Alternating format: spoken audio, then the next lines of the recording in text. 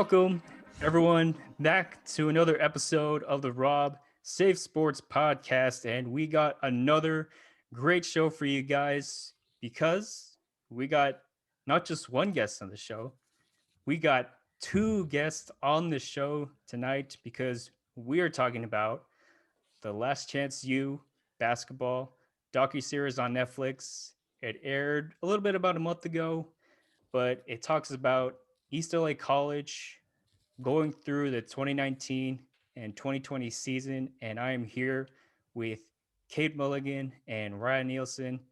And guys, say hello. Oh, Hello. hello, Ryan Nilsen. How are you? SCN's Kate Mulligan and former. yeah. I was gonna say SCN's Kate Mulligan, also SCN's Robert Yamagati. Let's be honest. Oh my goodness. I am so happy to be here. And I'm so excited to talk about this show because Kate told me to watch this show on air, Yes. I think like 3 weeks ago. And then I saw a TikTok about it and I was like, I'm in. And I binged it twice. The TikTok made it for you, huh? Yeah. Mm-hmm. Yeah. So It this series has been on Netflix for about 5 years, but it's always been football. The past 5 seasons, it's always been about like JUCO football college in the rural areas. But this season has a colon. This past season, it's got a colon, Robert. There's a colon in this season. colon, it's basketball. Last Chance U, basketball. And this is the first season for Last Chance U about basketball. Ryan and I haven't seen the other ones. Is this the best one, Robert? Would you say? Is this your favorite season? I think just because, basketball is my favorite sport, just because of my personal level with the show and also the school and the players, that I think this is by far the best season of this series on Netflix. Also, who cares about football if they don't have Coach Mosley? Right. You know what I'm saying? I know. Oh yeah. And, Yeah.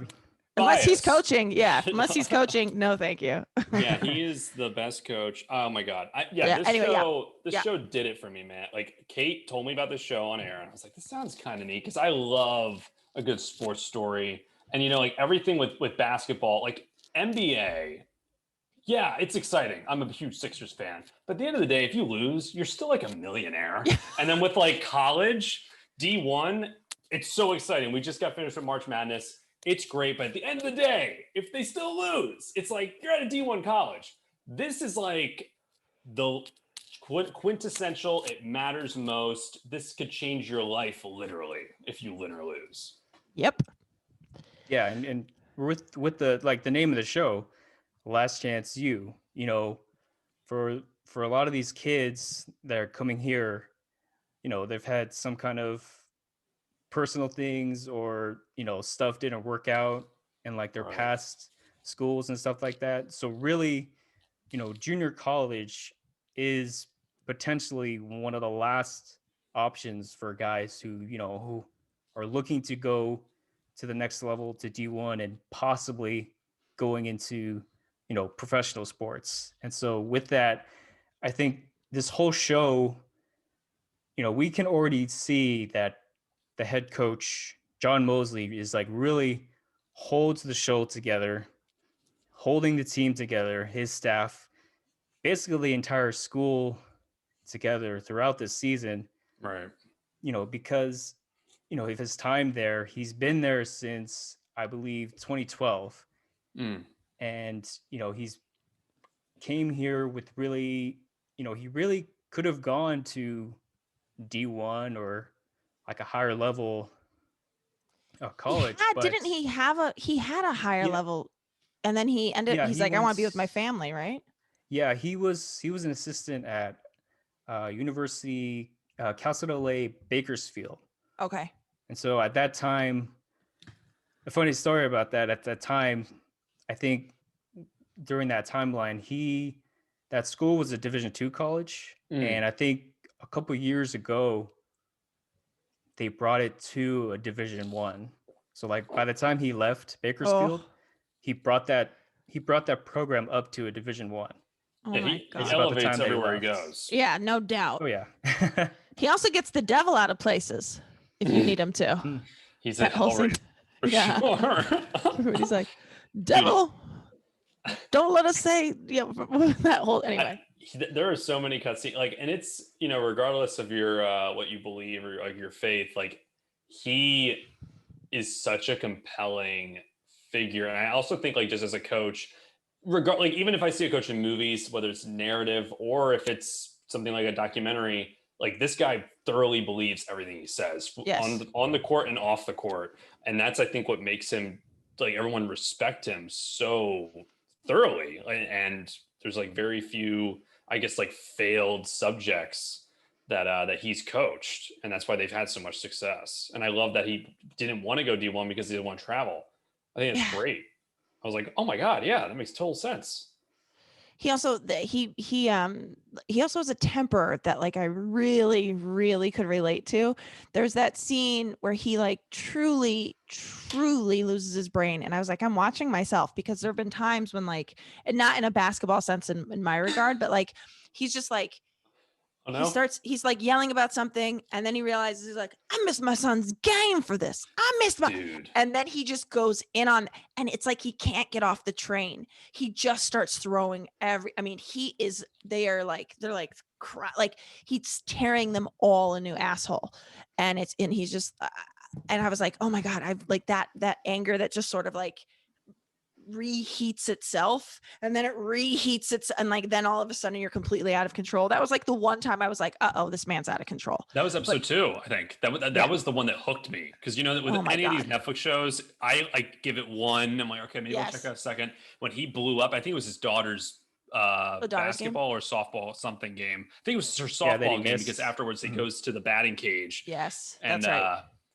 You're like, damn, like he cares, but also like, whoa, that was an angry man. But that was you see him angry some other times too, but like when he makes that bet with Joe, like that he's not gonna you're not gonna hit that half court shot. He's like, you're not gonna hit that, and he's like, I guarantee you I am. And and I think it, you know, with him, I think he's made like almost a perfect balance of, you know, family, his religion, and basketball, and that kind of goes throughout the whole series with him, and kind of, I would say, motivates him, and also kind of, you know, if he gets stressed, he can kind of just bring it down, and like, you know, I can leave everything for like a second while I'm driving back home to the family and be with the family, even though he's like looking at his computer, but still being present there too. It's still, you're still getting that separation from coaching and just being like a parent always. How about the dust on the floor at the playoff game? They lost because it was slippery, and how he cleans like, all the floors. You want something done, you gotta do it yourself. He won't let anyone touch the broom. He's the only one that's allowed to clean the floors. Actually crazy. Wow. Which I also think isn't that something similar to I'm completely forgetting this coach's name, but he was the coach in that Kurt Russell played in Miracle, because I thought he did something similar to like the ice. And that just shows that other. He's like, I'll drive the Zamboni. I will drive the Zamboni, make sure it's clean. Something like that. Yeah, I think I remember that. Oh my gosh. But he's a badass. He's the best coach ever, and he should be leading the country. All right. But yes. What's next? Here's a question. Real question for you, Robert. What is what's the policy on praying at a junior college game? Like, I actually didn't know. I'm so used to like public school, like there's no praying, but like, you know, they did every single, like, he really blessed the team before every single game. He would, you know, take them to church basically in the locker room and pray. And is that something that you experienced too, like when you were on that end of things? I think sporadically, but not like not to the point where it's almost every game, which I'm not sure exactly about kind of like the policy, but I think, you know, if you're not like forcing it on them, I think that it's fine. And then also he's the coach, he's the head coach, so I know, but it's just like, you just gonna do. You know, there's somebody that, you know, probably feels like that's a problem, but nobody seems to. Judas on that team, maybe. Yeah. No. There actually weren't, and that's why that was such a compelling team. Yeah. Yeah, and to go off him, we have the two of the main assistant coaches for him, for John Mosley.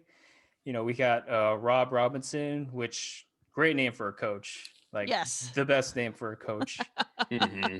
And the thing that I was like crazy thinking about is, he lives in Riverside. And so he drives all the way to Riverside to East LA, which I Google mapped that. That's about an hour and a half, maybe. Yeah. Like maybe with easy. traffic. 2 hours with traffic. And to go about it, it's like, if you're coaching at the JUCO level, you are not making like really any money. And so, at this level, you really have to love it. Yeah. To the point where, the money thing isn't the biggest issue. Right. Like it can be like the small, I'm doing this, but I'm not making the money, but you're doing it because you love the game. You want to be a part of the game, but then also, down the line, there could be something for him. And I think that's what he was kind of looking for. Yeah. Do we know what, like, I know we saw the beginning of the next season for this team via, well, I won't go into that yet, but we get to see like the first team meeting for the next team that comes along. Right. Or they're talking about the tryouts. Do we know if all coaches stayed? As far as I know, and just by looking at the roster right now, all three of them have stayed. Okay. There is I think there is like a new assistant that came on. I can't believe nobody's stolen Mosley yet. Gotta say. I mean, he can't leave after how he probably could have gone the past 3 seasons just because of how well he's coached.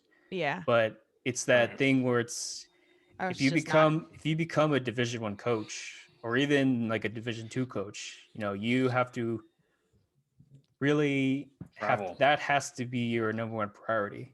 And for him, that wasn't going to be an option for him. And I think with him being on East LA, I think there's a perfect balance that he has with being the coach, but then also having whatever little time he gets, with his family still. Right.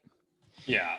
I actually, so like everything with Mosley in general and all these players, I really connected to it even on like an entertainment level in LA. I actually think this show does this team epitomizes just like the city of LA to a T with the scenario. That might just be like a happy coincidence, but just that idea of like, and maybe Kate, you can speak to this, but like being like him and like and his wife and him being kind of open with how like, yeah, he can make more money doing something else, but since this is his passion, since these people are the people who actually need his help, like they're willing to make those sacrifices.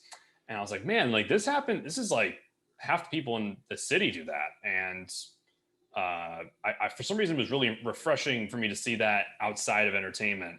And oh my gosh, the whole coaching staff is incredible. I want to be Rob Robinson. he was definitely like, if there's like daddy and mommy, he's definitely mommy. You know what I mean? Like Mosley's daddy. I'll tell your father. But like he was like, he really, I felt like had a great rapport with the guys, so that like if Mosley went too hard on any of them, he could sort of like pick up the pieces and be like, it's gonna be fine. Get your head back in the game, sort of thing. But that dynamic really works between the two of them. Yeah, if Coach Mosley is like getting on the kid like he like goes over to Coach Robinson. He's like, yeah, you got to do what he's saying. Like he's not trying to like insult you or anything. Like he's trying to help you. Because I think what a lot of kids don't understand is when they stop trying to help you and when they stop being hard on you, that's the worst part, because that means that they're not going to put the time and the effort to try and get you to where you need to go, because you're not investing your own time on the team. Right. So I think a lot of kids, up, a lot of kids don't realize that until either it's too late or till they get it. And I think a lot of those players, you know, they all come in thinking, oh, I'm gonna average like 38 minutes a game and average like 20, 25 points, and then I'm gonna get like 10 D1 scholarships and go to the NBA, could get drafted and stuff like that. But there's 15 guys on the team that are all thinking the same thing when they're coming in. And so going into it, you know, with all the coaching staff, it's important for them to kind of realize which guys need the most attention. And we saw that throughout the series of like who they focused on. Yeah. Just because of how much they really cared about the players and how much they were willing to invest their time and their energy into them. And also there was definitely like a thing, like they read each person as an individual. Like this is something like I know as a parent is like you can give two kids the same set of genes, but they're just different people. And like you have to sort of figure out like how does each, like what is this one's skill set? What does this one need in order to be pushed? What is this one like? And it's interesting because I feel like Mosley was really like superior at being like, I mean, I know we'll get into Joe Hampton, but like he let Joe get away with stuff the other players weren't going to get away with because he knew he would lose Joe if he threatened to kick him off the team. So he put up with all of this garbage of like not showing up to practice, which is not something he would tolerate from anyone else, but he just sort of like knew to read Joe that like, I got to let Joe come to me. Yeah. Sort of thing. And I just feel like that, like anybody else would be like, it's a one size fits. Like I would probably even be like, no, if you don't come to practice, you don't play on the team. That's it. That's all there is to it. Right. Like I would just not read the situation. Does that sound similar, Kate, to someone in Chicago back in the day? Phil Jackson.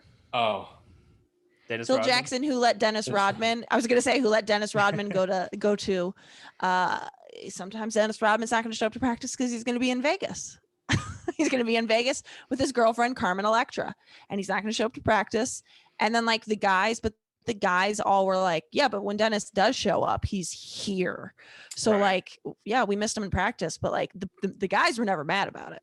Like, because Dennis, that's what Dennis needed. He needed to go blow off his steam and then come back and murder everybody on the court, basically. Isn't it also, I mean, I'm really curious to hear your thought on this, Robert, but like with Joe specifically, he had this height advantage where they were even talking about him and Malik, where it's more like, I think there's a line in the show where it's more likely that a 7-foot person or 6'8", 6'9" person gets drafted instantly than all the hundreds of thousands of 6'2" people. Like there's a handful of 6'2" people you could just like, there are plenty. You really have to separate yourself. And I feel like that's like, it's unfair, but those are the people that need to practice more. Yeah. Cause it's a thing where, oh, okay, with a guy 6'8" or 6'9", you know, you could do something with that to coaches has, oh, there is potential due to the size. Right. And I can spend a lot of time and effort developing a 7-foot guy, a 6'10" guy into something like, you know, more than what they have right now. Because right now, you know, at that level or at that age, that young age, you know, they're just tall. And they're closer to the basket. And you can kind of work from that when you see them, and they stand out too. From if you're at a high school game and you got a bunch of guys who are like 6'1", 6'2", and then you got a guy who's like 6'9", jumping out of the gym and then dunking everybody like that. That specifically stands out to coaches like very easily. Yeah. We had a guy in our high school that was 6'6", and it was like, actually, I was like, I've never seen a bigger human. It's just 6'6". So you talk about 7 feet, and I'm like, I can't even register that. No, Joel Embiid's like 6'5". I mean 7'5". Sorry. No, I also like he was. They mentioned this in the first episode. Like he was the loudest person cheering on the sideline, even though he would be sometimes the most negative. And it wasn't when he like left and didn't shake hands and all that. No. Like, that's that's kind of unacceptable. But other than that, like he was the biggest, cheerleader for the whole team. Well, that's the thing. So Joe Hampton, I mean, we're just going into it now, Rob, but Joe Hampton to me is the real, in addition to, I think he's the literal focus of the show. He's also, I feel like his arc is the most beautiful. Like he's very, also, I actually don't know how old he is because he had gone to Penn State, right? Yeah. Then he went to jail. Didn't he go to jail after Penn State? Like he dropped out of Penn State. I think that's when he served time. Am I crazy? I think you're right. No, you're absolutely right. So then, and now he's in JUCO. I think it's like right before like he got to East LA. He had to do a little bit of time in jail, but so I'm like, well, how old is this guy? Because he had already been drafted to a college. 22. I think he's 22. Smoked his, like he said, he just sat around and smoked weed and just didn't, and like got kicked off the team. And then I don't know, like he clearly has like there's no question to me. He's a guy that suffers from some sort of mental health or there's something going on with him. And he's such a negative, like not a good team guy. And by the end, he really has like, I don't know what happened in his personal life during all of this, but like, it's almost like he had this coach that was like amazing. Yeah. It's almost like he had a guy that was like so helpful and like believed in him. He really pushed back on that too. He didn't always accept that help. Just to go over that. I mean, he was a recruit back in 2015. So that was at 18. I can't believe that. So he's 23 right now. Yeah. 23. Okay. Because he went to Penn State, like it didn't work out. He left and then he tried, I think he got recruited by Long Beach State, but then he left and then he went to junior college there. And then prior to East LA, he was at Pasadena City College. So he's been jumping around over and over. His arc and his story throughout the series is just really kind of like the worst case scenario for some of these guys. Yeah. Because he was you're talking about a top 100 recruit coming out of high school. He's going to all the showcases, the college showcases. People telling him, you're going to be in the NBA. No, there's no question. You're going D1. Yeah. And then he tore his ACL. ACL. Yes, that's what it was. So, and then that's when he was like, I got depressed. I smoked a lot of weed. I just gave up. Yeah. It's where it all spiraled from there. But then it's him kind of just like working on himself and trying to get past kind of like the past failures that he's had over the past couple of seasons or the past 5 years to try and get to the point where he was at 18, where he is now at 23. Yeah. It's like, it is. I'm sure there was some amount of shame that was going in there. Like I had been at Penn State. Here I am now. I'm like older than every single one of these dudes. Do we see any of his family? I can't remember. Do we see his support? We see his best friend at the end. We see only his best friend, no one else. Yeah. It's so interesting because I do wonder what the family situation is. I mean, I guess I don't have to wonder if there was a supportive. He said he was like, he wanted to support his family. Yeah. It's really sad. Oh, it's so sad. But anyway, he's the best thing in the world is to follow him on Twitter now and see that like Shaquille O'Neal's like tweeting at him. And he's like, I cannot believe my idol is like reaching out to me to say that I inspired them. Yeah, it's kind of amazing. It's such a good show. Like the show is so good, guys. Yeah. To go off to, we can talk about him a little bit more, but we forgot about the other assistant coach. Oh yeah. Ken Hunter, who I think is also a very interesting story because, here's a guy who, was also a college athlete, pretty much a pretty good one, but kind of like that, just like freak injury, putting him in a wrestling wheelchair. Accident. Yeah. Yeah. Just like a wrestling accident and injuring his spine and becomes paralyzed.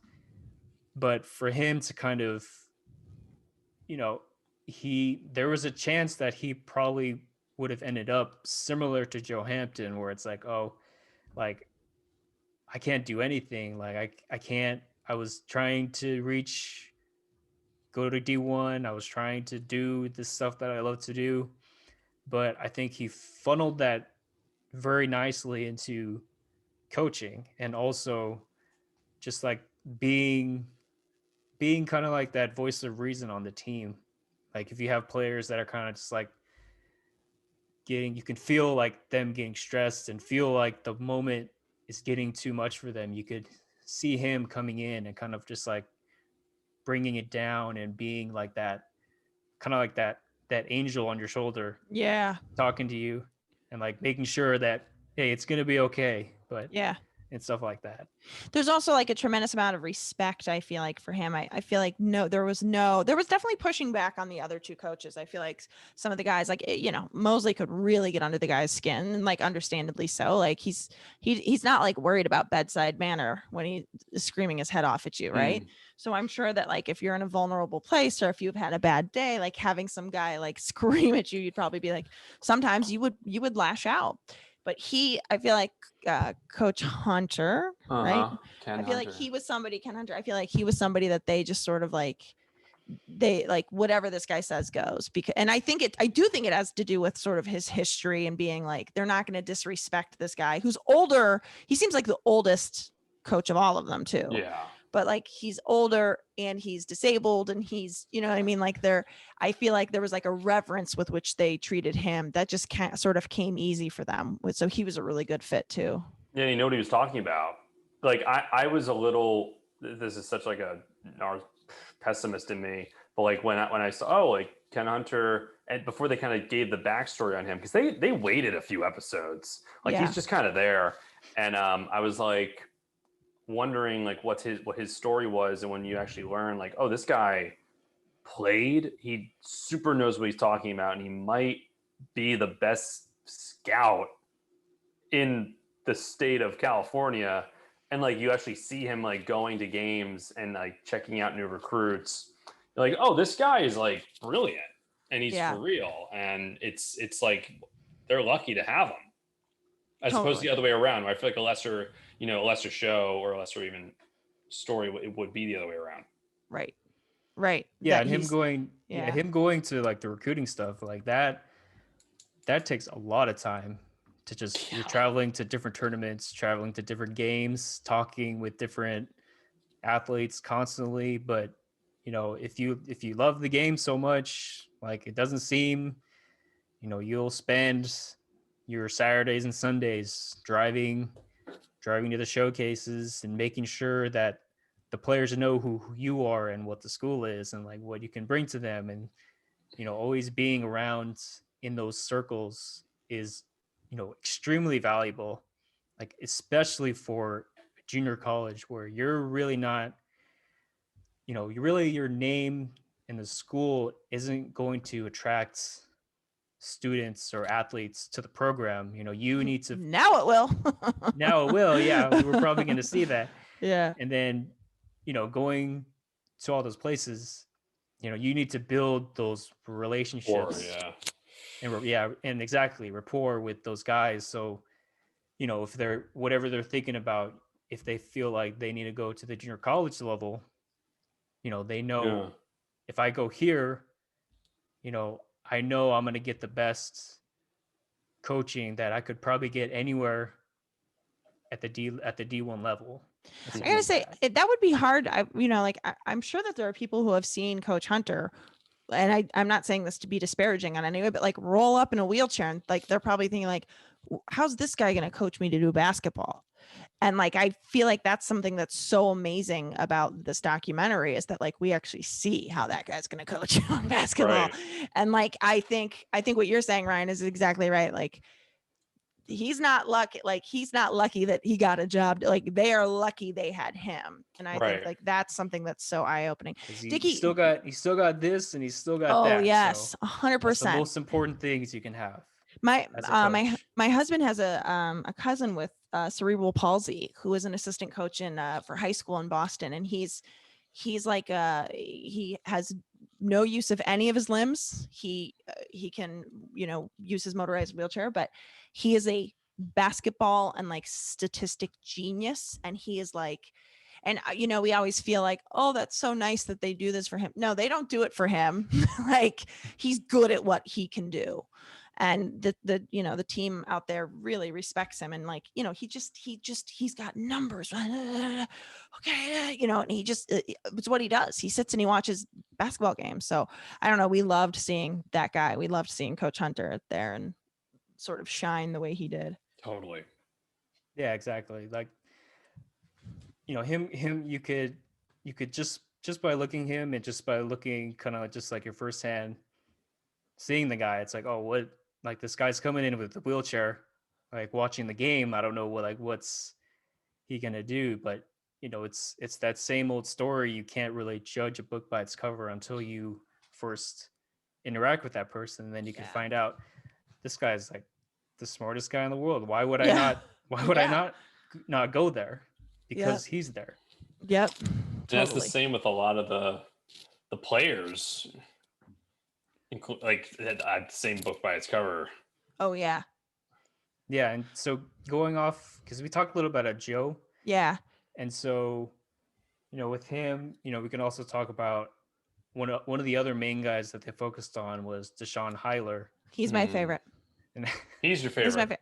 He's my favorite. He's the relationship. So he's the one that had the mother die, right? Both his both his parents, that one, Kate, passed away. Yeah. Yeah. I love him. He was the relationship he has with his mother, or had with his mother, I should say, is like all I want for me and my sons. I just want to be their favorite person. And then this whole time, even though he's so young, I've never rooted for young people being in a serious relationship. His girlfriend their relationship is so lovely. She's so she's such a like, and she's just basically stepped in. Like, he lost the most important woman in his life. Do you know how hard that is for a woman to step into and be like, I could never be as amazing as his mother was, but I'm going to try anyway. Like, to know that you had tough competition, and it was the guy's mom who's now definitely going to be like canonized in his mind.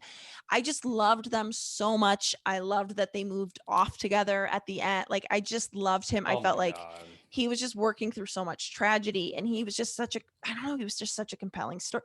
He was orphaned in his teens or 20s. I don't know, early, whatever it was, however old he was. Yeah.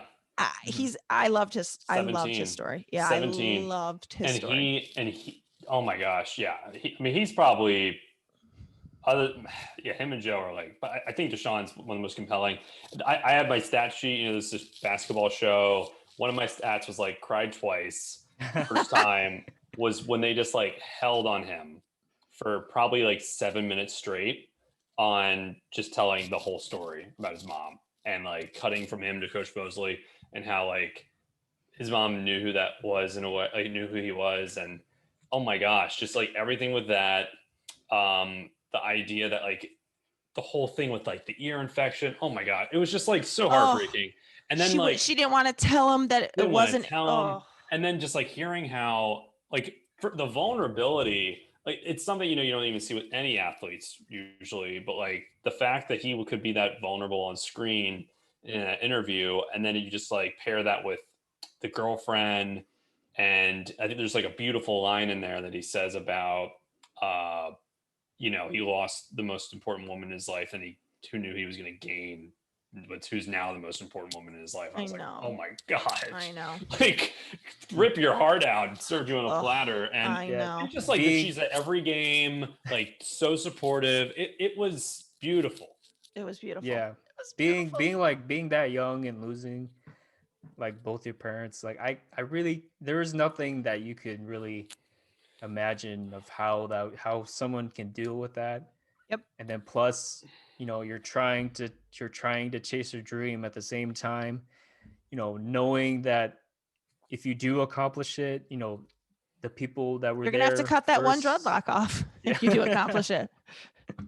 I love that. But him with his partner, it's really something you don't really see that often. You don't see kind of like just a true, like a very natural, very true bond that they have with each other, and her especially kind of like being there for him, and knowing he might have kind of like those outbursts at times, but she understands what he's gone through, and she knows how to like uh ease him, or kind of like make him at ease and stuff like that. And I think that's really important. And I think I hope they make it. And like I don't even hope. I just like no. Yeah, I'm like, oh no, that's like they're 100%. Like, and again, I never would be like, oh, you should definitely move in with your girlfriend at 17. Like, I would never in a million years. I think they're like 19 now. Yeah. Even still, don't do that. Don't do that at 19. Like, don't even do it in your early 20s. Like, I would never. But this is like such a one-off for me. Like, this is like you're just like, oh no, those people are actually for each other. Like, if I ever found out that they break up, I'll tell you what, A, I won't believe it. And B, I will get to where they are. Get to where they are. He's in San Francisco? Sacramento, I think. I'll go I will drive to Sacramento, and I will say, what do I need to do to make this happen? What do you need to do? And also, like, you got a sense that he was open about that with all of his teammates too. And like, he was the captain, like he was the leader. And he would also have those like spouts where he would kind of get down. Very few, like not as much as Joe, but gosh, he's such a compelling story. And it's against that book by its cover. Like I watched this by myself, and then I watched it for a second time with my parents back in PA, and like there was a lot of judging the first 2 eps where they're like, what the he's fucking sorry, can we swear? He's complaining, like, oh my God, he's not even gonna shake their hands. And I'm like, and then you like hear the backstory. Yep. And that's the beautiful arc for any audience watching this. And you kind of feel like, oh, well, if that's the case with like these players in basketball, it's probably the case with a lot of people. Yep. Totally. Yeah, you could imagine kind of like that hard exterior at first when you first meet the guy. Yeah. And it's like, oh, it's like, I think it's in the first episode, like the very first like line of the episode. And like in junior college, there's the 3 A's. There's academics, athletics, and assholes. Yeah, says that this team has a lot of them. But you know who wasn't one is my favorite player, and this wasn't even planned. This wasn't even in the rundown, people. Oh, I know exactly. This isn't even the person. Like, guys, we have an incredible heartbreaking cancer story in this show. We have a disabled coach. We have someone who fell from stardom at Penn State and is back on her feet. But the one person that drew me to this show was Mark Boland, who's the one white guy. And there's that funny line where he's like, you are all African Americans plus and Mark, and everyone explodes laughing. I saw that on TikTok and I thought that was so funny. Like, he just got like singled out, and the fact that they included that in this like really serious, like gritty I'm totally kidding, by the way. He's not my favorite player. He's like hardly in the thing, I feel hardly in it. Yeah. I think like but that so went funny. viral, and he's in the background shots. Yeah. Yeah, that was amazing. Is KJ the one? Yeah, KJ's the one I'm thinking of. KJ Allen is another one of the, and he's a star, but he's also very school's not his thing. Right. It's yes. Like he's got a new girlfriend that's sort of helping him study, but like that's clearly school is a very big struggle for him. And I think a lot of athletes can relate to that, because they don't realize that being a part of college athletics, it's college and athletics, and those two go together always. You can't there's no in and out between, because for him and his talent, like there is no way that this guy should be at East LA, because like the amount of athleticism he has, like the strong build that he has, like he should have already been at a D1 college already. But it's that academic stuff that really kind of hurts guys trying to get to the next level. I gotta say something. I'm gonna say something that's gonna maybe be on. It's not maybe gonna be unfair. It probably 100% is unfair. And I have no base. I have no, I have no ability to diagnose this whatsoever. But I have a feeling that there was probably a missed diagnosis in his in KJ's life. Like, I think that there was probably something. There might have been some sort of. It's called an IEP that my son's on, like just for speech disorder, but like an individualized education plan. And I feel like somebody missed something about KJ, because I don't feel like it was just like, oh, like I feel like he's just like this very docile, sweet guy who just genuinely like, and I don't know, it could be something as simple, like not simple, but as like, could be like, he's dyslexic and nobody ever diagnosed it, or it could like, but there definitely seems to be something that's like not connecting for him. And I just sort of feel like, somewhere along the way, somebody, like some school system failed him, because like he should have been getting individualized help to learn how he needed to. And I think it's amazing that he's an incredible athlete, but you're right. Like he could have had a much different story if somebody dunks like it felt like every episode they're playing like an awesome song through the credits. It's him dunking. Like I wrote down, Footsteps in the Dark part 1, 2 plays, and it's just like dunk after dunk, and you're like, how is this guy not pro? Like it's crazy. Truly. Just almost like a little mini Zion Williamson in the NBA. Judging just because of like his like athleticism and him, he's not that tall, but he's still like pretty built. And for him to just like, I'm pretty sure he's got probably maybe like a 40-inch vertical, I would imagine, around that. I wouldn't know, but yeah. I'm like, that doesn't mean anything to me. Is that a lot? Is that a big vertical? That's really tall. It's like 4 feet. Does that almost 4 feet in the air. Okay. But can you bend your knees to get that? Or is it like if you bounce straight up, it's where your heel, like what's the 40 inch? How many rulers? You can get a running start. A running start, and then you jump. It's like but can you bend your knees while you're leaping, and that still counts? Or does it have to be vertical legs? Yeah, Rob. No, I think it's like you have your hand up. There's two that gets measures. There's like the standing reach. Okay. You're kind of like stationary, and then you jump with your knees. And then the other one is like the max vertical, where you're getting like a running start, almost like, when you go over the high bar. Yeah. Kind of get like the steps, but instead of going over, you're just going straight up. What does somebody like a LeBron James have?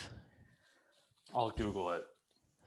When he was a rookie, coming out of high school, I'm pretty 40. sure it's over. It's a 40. Yeah, I was gonna say it's probably 40 at least. Whoa. Also, he's 6'8" and he's 250 pounds. Dude. Yeah. But back to Last Chance You. Yeah. Back to Last Chance You. Yeah. KJ Allen. For him, it's like you'd want, them to be able to understand that, you don't have to be like a genius in class, but at least do what you need to do to play. Yeah, and if your school can't accept that, stuff. Transfer to Texas Tech. Yeah. Yeah. Well, at the end we find out KJ got the most offers of anybody. Right? Didn't he get the most? I think he did, yeah. Yeah. And his dad was like listing all the schools. I know. His dad was dope. San Diego, we got San Jose, we got USC. UCLA, yeah. He was. I loved his dad. Sorry, I yawned. He ended up going to USC after. Yeah. Mm-hmm. But then he transferred to Texas. Texas Tech, which is still it's still a really good school. They're building a pretty good program. So I expect to see him. I expect him to see him next season, at least playing for the team. Yeah, you can take a film class. Then the kind of like the last main player that they featured in this series was Malik Muhammad. And like what you guys said with these guys who are like 6'10", 6'9", they get pointed out. So, I want that guy. Like he's 6'9". But then if you're 6'9" and you're not, if you're not dominating the floor, that looks even worse than you being a 6'2" guy. Yeah. Because you're 6'9". Yeah. And I think some of those guys have those issues where, they're a foot taller than everybody else. So they feel like they only need to do kind of like just the bare minimum to look the best.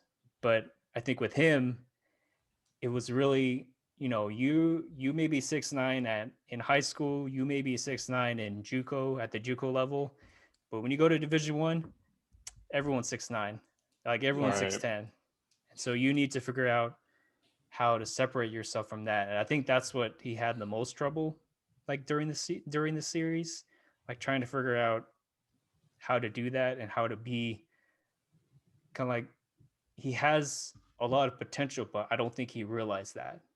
I just don't think he wasn't like a natural leader necessarily. But the thing that's so interesting is he had a really, really incredible family support system where his parents were divorced, but would still like get together for his graduation party, or what, like he had like a 2-parent situation that was so supportive. And I don't know, I really loved his family, and I sort of feel like the way that they sort of like lift him up. And and it's just so interesting because he didn't need anybody to lift him up on the court, and it's probably because like he's got love around him at home. So Mosley really got on him a lot, I felt like, because he just wasn't living up to his potential, or he wasn't like falling into any sort of leadership role. But then there's a couple of like highlight reels of his that you're like, okay, this guy's out of like when you unleash him, like when you get him plugged in, it's like nobody can stop him. Yeah, right. Focus. There's even like a focus. There's like a climactic play that's in the middle of this season where like he blocks or I don't know, he like dunks or something, and you're like, oh, the switch just went off. Yep. And like the momentum of the entire thing changed. Yeah. Yeah, he's great. He's such a nice guy, and like I think he pulls off steam doing like playing video games. But yeah, they all just seem like great kids. Like that was another thing with this show, that they, especially him, like he probably, I don't want to say the word soft or like hard, but he seemed like kind of the most laid back. Yes. 100%. And like you were just saying, Rob, like for someone his size, like that can almost be worse. It's like if Joel Embiid last night, everyone was raving about Joel Embiid. I'm a Sixers fan. Oh my God, he got 46 points, he got 30 points. Like if he has a night where he's like 5 points, 10 points, that's like more glaring than if any other player on the court does, because he is 7'4". Yeah. 7'4". Or is he 7'3"? 7'3". He got a 40. He's listed at, I think he's listed at 7'1". What's his vertical? I think he's 7'4" to me. What's his vertical, right, guy? We'll find out. I think they don't even count it. He just like lifts his hand. Yeah, he probably touched the rim without jumping. So yeah. Rob, I know we were talking about at the end of this, we would talk a little bit about your experience with JUCO. Yeah, with my time, I was coming out of college. I really wanted to invest myself in, getting to really get into the coaching scene. I graduated from Long Beach State, was like the student manager there for a couple years. Oh, that's awesome. And so I was with the team pretty much. Wait, is Long Beach State where Joe Hampton ends up going? Yes, that's where he is. Yeah. Oh. Yeah. Oh shit! It's a very small world. Oh yes. Amazing. That's amazing. Dude. Yeah, because I follow, even though I graduated from there, I still like to follow the team and follow, of course, kind of like who they get and stuff. So I remember him being on the recruiting, because like there's a website where you can see kind of like who the colleges recruit, and so I remember seeing his name 3 years ago, and I kept looking on the team, and like I don't know where this guy is. Like they keep showing him as a recruit, but I have not seen him like in the past 3 years. And then he pops up at Last Chance U, and then this season he played for Long Beach State. And you could check on it. There's a video of him, because when he got there, I think they said he got there around August, and so that's like the season's about to start in like 2 months, and so with the head coach there, they were like, okay, well, you're coming in August, but we can get you as a walk-on if you want, and so being a walk-on, he has to invest like the money because he doesn't have a scholarship. So he's investing money in like room, school, books, like everything, because if you're a walk-on, you're not getting the per diem when you go to when you travel and stuff like that. You're not getting any of those, I would say like luxury stuff that you get for a D1 athlete. Perks. Yeah. But I think at the middle of the season, they were kind of going through a rough patch, but he was kind of like getting to the point where he was playing a lot more. And there's a video, you guys can check it out later, but the head coach, he made like a huge speech about Joe Hampton and all his life. And at the end, he's like, you've been working your ass off, paying, sacrificing your time, sacrificing your money, but you're not going to do that anymore because you're getting a full scholarship. Are we talking about the end? Sorry, we totally talked about this before the show. Never mind. Oh yeah, we can go throughout. Yeah, but no, he said we could. He said that anybody who was following this knows sports probably knows exactly. Yeah, anyone who's anyone knows what's going. I cried. I cried yeah, so hard when Joe Hampton says goodbye to Coach Mosley, because the only thing he manages to get out was, "Thank you, I love you. You'll never know how much I appreciate you." Something like that. And the way that they end like the 7th episode on the cliffhanger, if they're even going to like win that qualifying game to go to the playoffs, I was like, oh my God, is this show going to end with them actually not making it to the playoffs? And they turn the switch. And KJ, so going like 40. But yeah, man, going throughout the series, this happened in the 2019 and 2020 season. So you could imagine at that time, it was triggering. I'll tell you what. I relived COVID. Yeah, it's so funny. I actually have never been madder at COVID than watching this documentary. We did not realize, we had not done the math of when this was happening when we were watching it, and so we were really caught by surprise because there was there's 4 games before they win state. What, how is this a thing? Yeah. And sure enough, no, there's only 1 episode left because COVID's going to come and shut this. And we're going to watch. And and Ryan was saying this before, we were both thinking, I was thinking, baby, this is the one game that got played. Yeah. I was thinking, that would warrant the documentary. It's almost, I honestly wish they would have lost than this happened. Yes. Because it's man, they had the except for one game that they don't really even show, they had the undefeated season. They had the best team. When he was crying in the locker room saying this is the best team I've ever coached, I believe you believe it. Yes, this is definitely the best team he's ever coached. Yep. And holy cow, just after you even have that episode of them going to the ranch and you just know who these people are as people, and you know how amazing athletes they are and how much time and energy they're practicing on weekends. They're literally practicing more than any other team. They're having the best season of their lives. They're making all these sacrifices. And that's how it is for a lot of sports, but it was really a lot for this one. Yeah. And the fact that they were on the bus, the bus. And I wish I would have seen it's March 13th or it's March. I know they strategically were counting down the days instead of showing the dates. And I didn't realize they, and they're sitting on the bus, and Coach Mosley gets on and says, "Yeah." Dude, he whispers it. Yeah, he whispers. I don't even think he says it. Isn't it Rob? He says guys get out. It's over. It's over. Which I think they were even at that moment, because NCAA, they're we cancel it. We might postpone, blah, blah, blah, blah. And then it's the slow. No, it's all canceled. And you're everything's closing down for 2 weeks, right? For 2 weeks. But it's funny. I haven't gone back. I've said repeatedly through all of this, I would do anything to never go back to the first 2 weeks of this, to never, ever have to go back to the first 2 weeks of COVID, toilet paper shortages, people acting crazy, not understanding, me thinking it's a flu. What's layoffs? Like layoff. Yes, exactly. Right. Sorry. Yeah. No, layoffs. Layoffs. Everything shutting down. Wait, I'm gonna have to be home with my kids for 2 weeks. This is insane.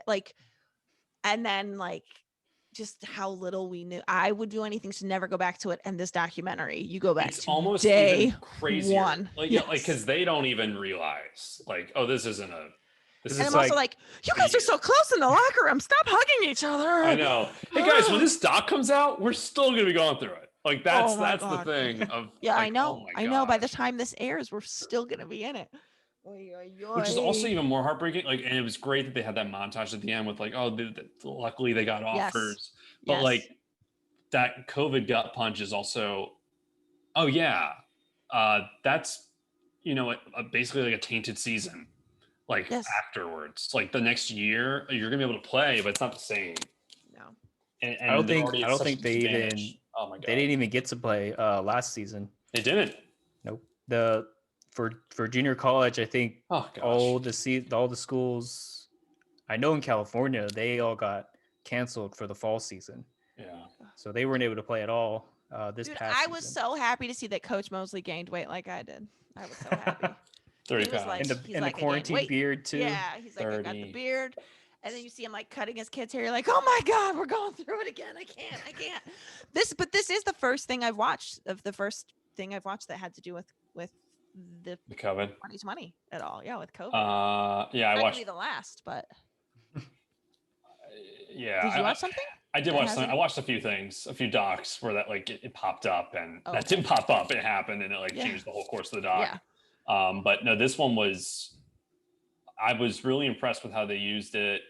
How it was incorporated. It's almost like this not happy accident, but as a I can't imagine what the conversations were do we keep filming, what's the situation here, and just really thinking on your feet. I was thinking just the film major in me of wow, they were experiencing this in real time with everyone else. They didn't get a heads up that you're going to get a call while you're on the bus, and probably think it's bullshit the way so many of us did at first. Well, it can't be that bad. What do you mean?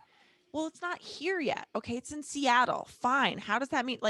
I just we watch that and we know to panic about them being hugging in the locker room, and for them to be sweating and breathing all over each other and praying loudly with hands at they had no idea how dangerous any of that was going to be. Yeah, because they were oh, okay, we're not going to have fans in the stadium. We're just gonna play the game like practice. I forgot which one of the guys' dads he was talking to on the phone, saying that they can't come, and he's like, I'll stand outside. I'll be outside of the gym. Yeah. If I can't go in, I'm gonna stay outside. Yeah, but it's like that. It's that harsh finality that it had with it, because I already knew going into it, this series is not going to end well just because of where this season is taking place. And so, I was kind of expecting it. I almost wanted them to still play it. I was wondering how they were going to kind of end the series like this, but I think they did it in a very good way with, kind of getting that raw emotion from pretty much the whole staff and the players. Kind of we spent what 6-7 months every day going to practice, preparing, getting ready, getting your mind right, getting your body right. And 5 games left. You play 2 of them. There's 3 games left. And then you get on the bus, and then all of a sudden it's just the season's over. The best chance you ever had to win, it's not going to happen. Oh. Thanks for watching, you guys. You want to ring that bell. No, ring that bell. we're saying that that's why I like this series so much, because in normal reality shows, they can spin it in a way. Oh, look how happy it happened at the end. But for some of these guys and some of these schools, like it doesn't end well. Like it doesn't end on the championship that you guys were looking for during the start of the season. Right. And that's happened a couple times with the other series where they were expected to win like their state championship. And then a pandemic hits. They ended up getting no, not a pandemic. They just lost. No, I know. I can only imagine. I also think that the whole thing of like you can't always get what you want, but you get what you need, and like, well, because some of them needed to win that game, but also I feel like they've learned so much from Mosley and the experience that like it's going to help them later in life. Well, also what they end up getting is this documentary, which I think probably launches them even further into being stars, because I think Shaquille O'Neal wasn't writing Joe Hampton until he watched the documentary. Like, so true. He was, you know what I mean? So like these guys got something better, which is like their heartbreak was documented. And now our hearts are broken for them. It's so funny because I know like people around me, like how COVID's affected us. I know like, that happened then. You were supposed to go to Mexico for your 40th birthday. That sucks. Okay. Oh, I know. Like my husband was going to shoot a pilot. Oh, that sucks. It's so amazing though, to like think about like, no, like, as I said, it was the most mad I've ever been at COVID was watching this and seeing like, you can't take this away from them. No. And it's just like, it's very interesting to like think about how it's like all of the stories we don't know about all over the world about the way we know why it sucked for us, but like to like really think about why it sucks for other people. I was never this mad at a pandemic as I am at watching this documentary. Like this is bullshit. Yeah. Like forget I had to homeschool my kid for over a year. Like what? They didn't get to play this like, oh. But thank God that this documentary is done as well as it has or that the show, I guess, has, because I think they're getting a lot of good press from it. Yeah. They got me. Yeah. That's right. Rob, I'm going to have to go soon, but I know we didn't even get to talk about your days in JUCO. I think I interrupted you. What did you want to tell us about? Yeah, because we were talking about Beach, at Long Beach. And so I graduated Long Beach. And so like the funny thing is that I was kind of figuring out, okay, trying to get onto D1, like that's going to be really hard. Right. Because I have like really, aside from the staff there that, I really wasn't able to interact with like a lot of the head coach and assistant coaches. I still talk to kind of like the, I guess the guys that were doing play-by-play. Not play-by-play, but kind of like the player 40-inch. I'm trying to remember like what the exact role was, but they were one of the assistants, but they were kind of like below the head assistant coaches. So I still had communications with them. So I knew like wherever I went, I could get, letters of rec and stuff like that. Oh, that's and, great. Getting referrals from them. And so my thing was, I should probably look at junior colleges, places that are close. I looked at Glendale Community College, Pasadena City College. And then, the funny thing is I emailed Coach Don Mosley back in 2018, like asking, oh, do you guys need assistant coaches? I'm like starstruck that you just even emailed him. I know, yeah. What's his email? Put it in the chat. Also, did he reply, go to hell? No. Just like totally not at all what we saw in the doc. Yeah, so I was emailing like a bunch. I was emailing a bunch of junior colleges around my area, and then the other one I emailed was, it's a college. It's Mount San Antonio College. Okay. It's near like West Covina area, in the Covina area. And he was on the one that responded first, and so I kind of took that one first because I feel like I need to get started as soon as possible, because I think it was mid-July, I think. And so the season was kind of about to start pretty soon. And they're kind of doing like summer workouts at that time. Right. And so I kind of got in pretty much at the right time to get ready for the season. And so for that 2019, I was one of the assistant coaches for Mount San Antonio for that season. Wow. Did you guys play East LA? We did. We played them twice because they were in our conference. Did you win? And no, we did not. The funny thing about it is I was when the show came out, I was talking to one of the assistants, like saying, "Oh, if they would have done like the series on us, it would have been just as a good. total train wreck." Oh, because it was one of the craziest experiences that I've had.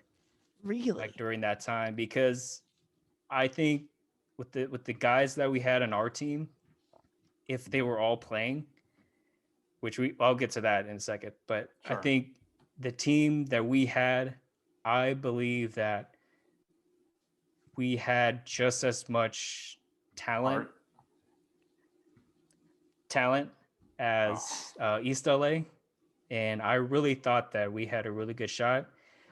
The thing that she said Ryan, there were a lot of like different issues, different kind of like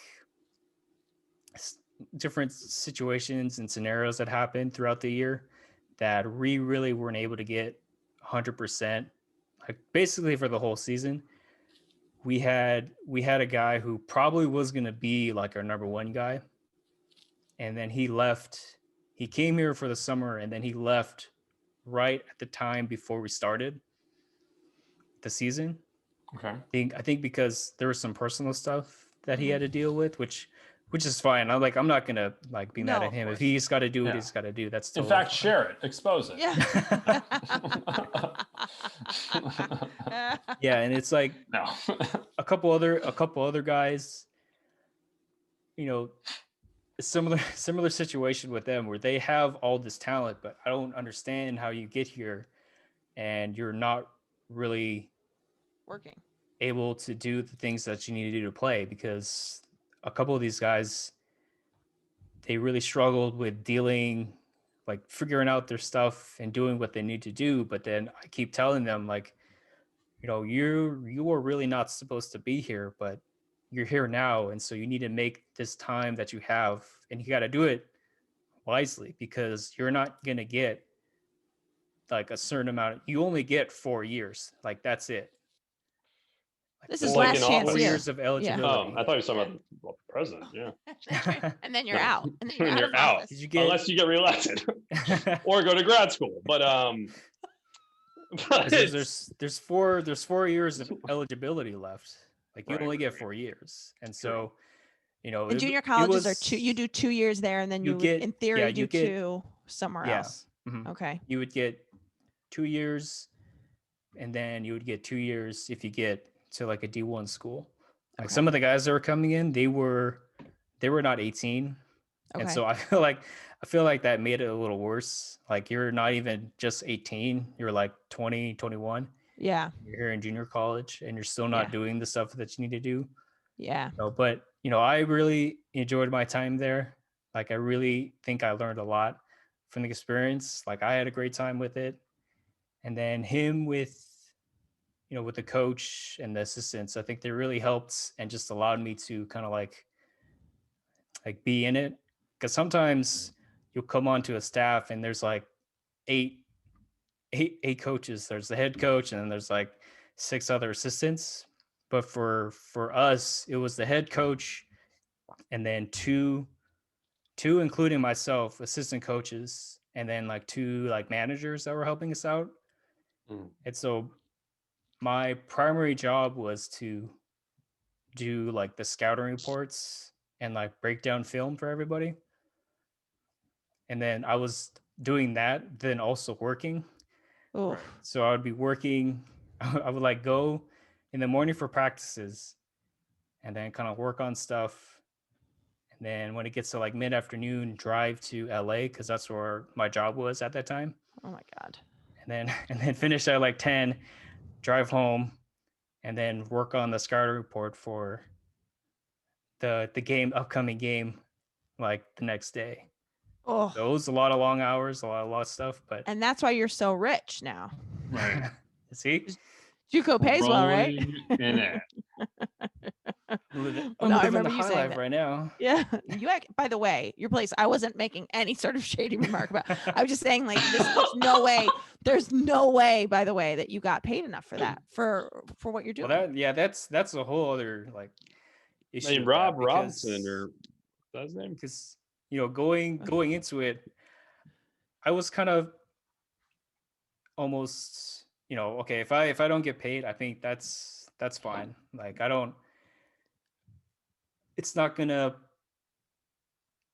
it might annoy me a little bit, but it's my first year. It's like, okay, I'm doing this because I need the experience and I need to work on it. And then it seemed like I didn't know this going into it, but it felt like the head coach and the athletic director didn't really have like a great relationship together. And so that kind of, I felt like she kind of made it difficult for me as well, because he was trying to get me at least like a stipend that assistant coaches get.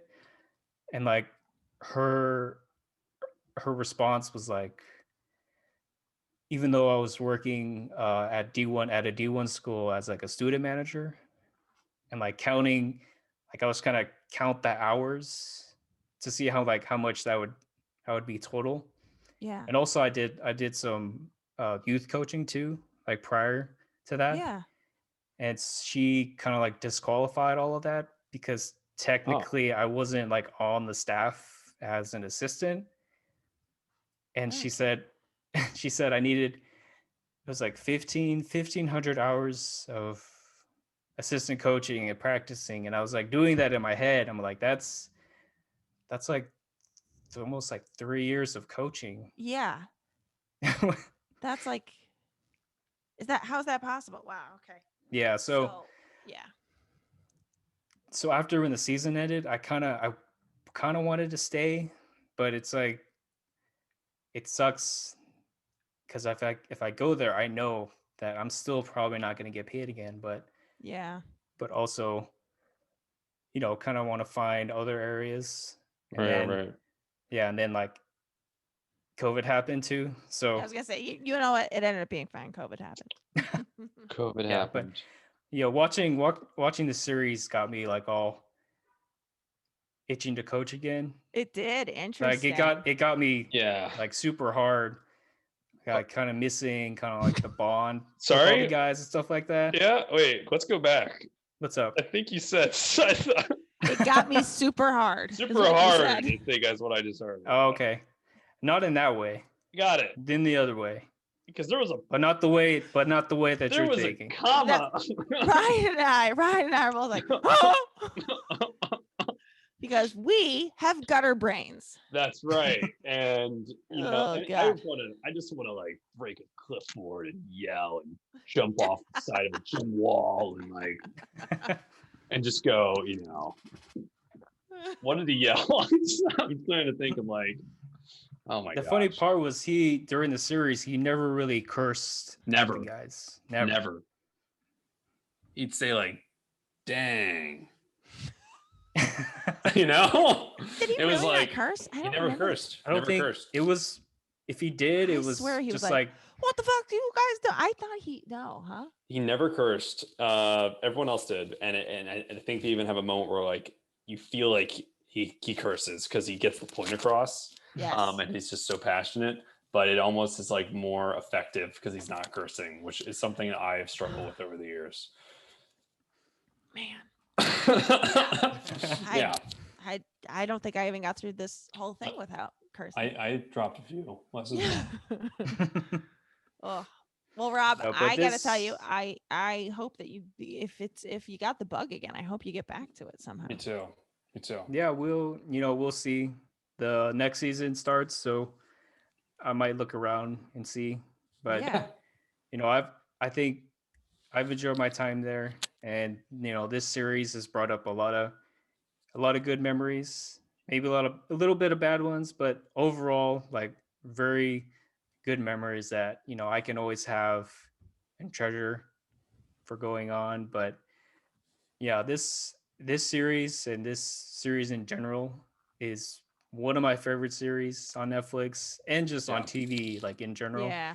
And I'm so glad that both of you guys were able to get into this show. Of course. And like, I gotta tell you, I gotta go back and watch. I gotta go back and watch the other seasons now. Me too. I'm gonna watch football tonight. Boom. I'm gonna start it. Because I was actually texting Mark Ellis about this the other day because he was like, "How your Sixers doing?" when they were like almost blowing it last night, and I was like, "Oh, I'm great. Blah, blah, blah, blah. I'm at the grocery store. Did you watch Last Chance U?" And he was like, "Yes." Have you seen football? And I was like, "No, but I've seen this one twice." And I'll check out. I'm definitely gonna check out football now. I just am like all over basketball at this very moment. But yeah, no, it's one of the best docu series I've ever seen. It's one of the best sports stories I've ever seen. And I've been so freaking happy that Kate Mulligan recommended it to me. I honestly, this was like I happened to walk in the room when my husband was watching it, the first episode, and I was like, "What's this?" I don't think I'm gonna. Sat down and watched it. I was like, "Okay, I am gonna watch it with you." It turns out I'm gonna watch this with you. Watch the whole thing. Watch the whole thing. I'm very invested. Oh, I'm very, very invested. So good. Oh, Rob, thank you for having us on to talk about it too. No, thank you guys for coming on. Absolutely. Yeah, thank you. And Ryan, I'll be sure when the playoffs start, like you can be on the show again, and we'll talk about the playoffs. Yeah. During that time, I will definitely have you back. And you can be on too, Kate, if you want. Hopefully this will chill out virus-wise, and we'll all be able to see. Actually, be with one of these days. Exactly. For hopefully real, that is. Rob and I got our first vaccines 2 days ago. Not together, but we were. We had together almost at the same time. Almost at the same time. I think where you were went faster than where I was. I was there for 2 hours, bruh. Oh. How long were you there at your for? place? Like an hour, maybe. Yeah, we were. I was there for 2 hours with a 3-year-old and a 5-year-old. Wow, she is a superstar. No, I'm just saying the way COVID started is the way it's gonna end. Just my kids all over me. And I'm vaccinated. Thanks, guys. I'm hey. You can check out my vaccine card. We can have our beer with Alice now. Thank goodness. Yeah, we do. We need to do that. Yes. I appreciate you guys for both being on. Kate Mulligan, Ryan Nilsen. Thank you guys so much. And thank you guys for listening. Thank you for subscribing. If you see it on Apple Podcasts, please rate 5 stars. Yes. And we will see you next time on the Rob Safe Sports Podcast.